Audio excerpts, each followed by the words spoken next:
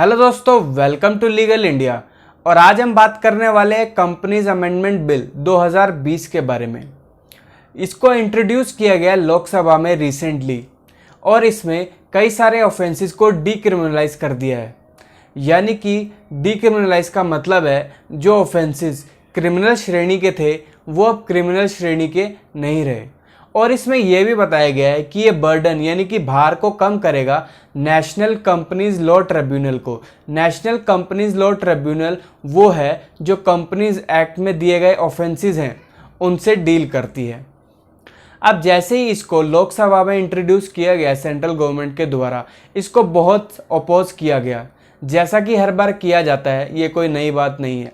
Important बात यह है कि हम क्यों इसके बारे में बात कर रहे हैं, हमें ये क्या फ़ायदा देने वाला है। तो इसमें 72 अमेंडमेंट्स किए गए हैं जिसमें ऑफेंसेस को डीक्रिमिनलाइज कर दिया है। इससे फ़ायदा ये होगा कि हमें एथिकल बिजनेस और ऑनेस्ट बिजनेस करने में आसानी होगी, यानी कि नैतिक बिजनेस और ईमानदार बिजनेस करने में आसानी होगी। अब इसका सेकंड पॉइंट ये कहता है कि इसमें कई सारे दंडों को, कई सारे कारावास को जो कि निश्चित अपराधों से डील करते हैं उनके अमाउंट को और उनके फाइन को भी कम कर दिया गया है। और साथ ही साथ ये अट्रैक्ट करेगा इन्वेस्टर्स को छोटे बिजनेसमैन के बिजनेस में इन्वेस्ट करने के लिए। अब बात ये आती है कि ऐसे तो ये जो क्रिमिनल है ये आसानी से घूमेंगे और ये और ज़्यादा क्राइम करेंगे अगर ये डीक्रिमिनलाइज कर दिया है ऑफेंसेस को। तो ऐसा भी नहीं है।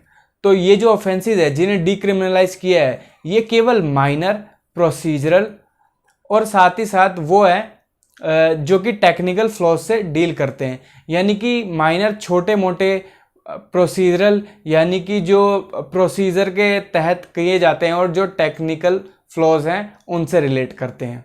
अब इनमें ये ऑफेंसेस नहीं आते हैं जो कि फ्रॉड से या तो फिर पब्लिक इंटरेस्ट से या तो फिर वो नॉन कंपाउंडेबल से जुड़े हुए हो। ये सारे ऑफेंस इसमें कवर नहीं किए हैं। नॉन कंपाउंडेबल ऑफेंस वो हैं जो कि न्यायालय की मर्जी के बिना आप जिनमें समझौता नहीं कर सकते हैं। अब आइए आगे बात करते हैं। इसमें यह भी बताया गया है कि लेस पेनल्टीज कर दी गई है स्मॉल कंपनीज के लिए, प्रोसीजरल कंपनीज के लिए और 1% कंपनीज के लिए अगर वो ऑफेंस करती हैं मॉनिटरी ऑफेंस के द्वारा, यानी कि मौद्रिक दंड के तहत अगर वो कोई ऑफेंस करता है तो उनकी पेनल्टीज को भी लेस कर दिया गया है।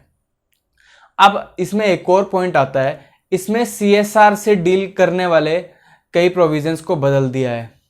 पहले कंपनीज एक्ट 2013 के 135 सेक्शन के अकॉर्डिंग हर एक कंपनी को अपनी नेट प्रॉफिट, नेट वर्थ का 2% CSR कमेटी को बनाने में खर्च करना पड़ता था, जो कि इस बिल के अकॉर्डिंग 50 लाख तक एग्जम्प्ट कर दिया गया है। यानी कि अगर आपकी कंपनी की net worth, net profit 50 lakh तक नहीं हो पाती है तो आपको एक कमेटी बनाने की ज़रूरत नहीं है, ये आपके लिए एग्जम्प्ट हो गई है।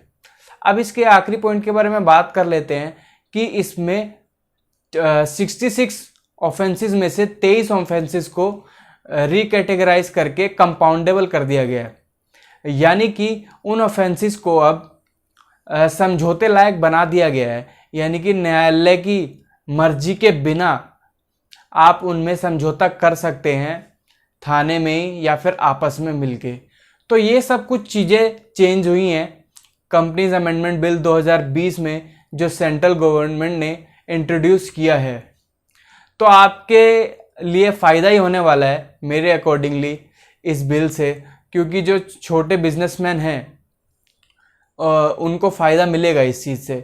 अगर ये इन्फॉर्मेशन आपको अच्छी लगी हो तो मेरे चैनल को लाइक करें, सब्सक्राइब करें और फॉलो भी करें। और कमेंट में ज़रूर बताएं ये इन्फॉर्मेशन आपको कैसी लगी है और इस वीडियो को ज़्यादा से ज़्यादा शेयर करें। Thank you.